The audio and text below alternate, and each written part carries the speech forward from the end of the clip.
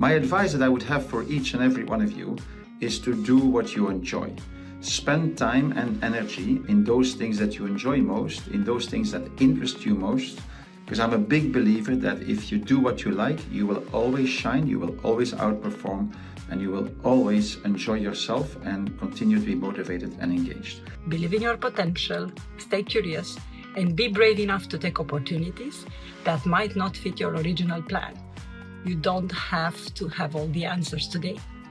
Looking back, what has helped me get where I am now is to always enjoy what I was doing.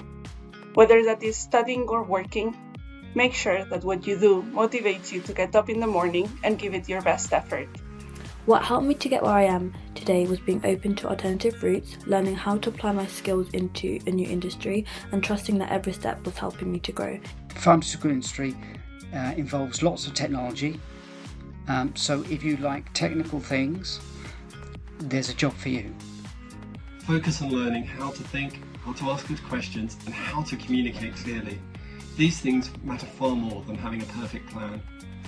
There are so many different ways into the pharma industry, so don't limit yourself.